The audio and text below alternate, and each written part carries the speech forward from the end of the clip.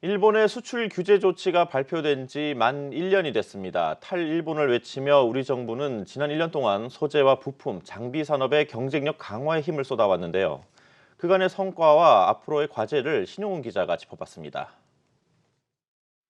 지난해 7월 1일 일본 정부는 불화수소 등 세계 품목에 대한 대한국 수출 규제 조치를 공식 발표했습니다. 한 달 뒤인 8월에는 우리나라를 백색 국가에서 배제했습니다. 일본의 일방적인 수출 규제 조치 이후 우리나라는 예산과 금융, 세제 특례 등을 도입해 일본 의존도가 높은 품목의 공급 안정을 추진해 왔습니다. 그 결과 3대 품목은 국내 생산 시설 확충과 미국과 유럽, 중국산 제품을 대체 투입해 안정화를 이뤘습니다. 전국 소재와 센서 부품 등 일본 의존도가 높은 20대 품목은 대체품 양산을 위한 설비 투자에 최근 1년간 10개 프로젝트에 7,340억 원이, 41개 기술 개발 과제에 1,815억 원이 각각 투입됐습니다. 또 전자제어 장치와 배터리 핵심 소재 등 80대 품목 역시 5건의 국내 공장 신설과 증설을 마쳤고 13건의 M&A를 통해 공급 안정화의 결실도 맺었습니다. 올해는 소재 부품 장비 예산을 2조 1천억 원으로 지난해의 2.5배 수준으로 늘리고 글로벌 공급 관리 품목 역시 100개에서 338개로 확대했습니다. 338개로 늘려놓은 부분들, 정책적으로 그걸 어떻게 끌어안을지 하는 부분까지 담아서 지금 고민을 하고 있다는 말씀을 드릴 수 있을 것 같고요. 첨단 산업이나 기업을 가능한 범위 내에서는 국내로 와서 국내 공급망 생태계를 좀 튼튼하게 해야 된다는 부분을 좀. 아울러 기술 개발과 테스트 베드 확충을 위해 내년까지 5조 원 이상을 투입하고 소부장 특화 단지를 지정해 관련 기업을 적극 육성한다는 계획입니다. 한국경제TV 신용훈입니다.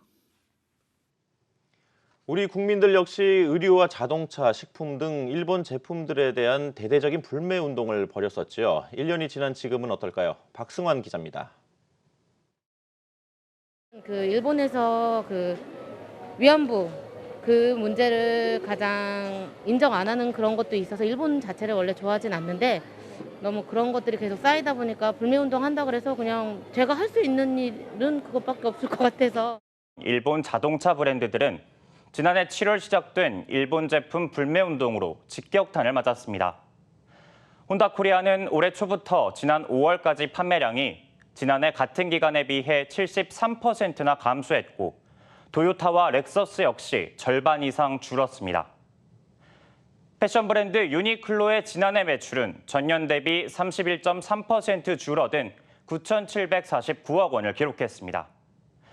유니클로의 연매출이 1조 원 밑으로 떨어진 건 지난 2014년 이후 처음입니다. 유니클로의 자매 브랜드 지유는 오는 8월 한국 시장 철수를 결정한 상태입니다.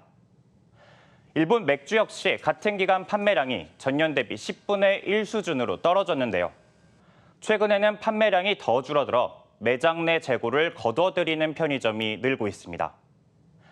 일본 제품 불매 운동에도 불구하고 대체재가 없는 일부 품목은 별다른 영향을 받지 않았는데요. 닌텐도가 대표적입니다. 선택적 불매 운동이었다는 평가가 나오는 이유입니다. 기성세대가 주도한 게 아니라 젊은 세대가 유튜브나 SNS의 연결망을 통해서 자발적인 불매 운동을 했다는 면에서 차별점이 있다 이렇게 생각합니다. 한국경제TV 박승환입니다.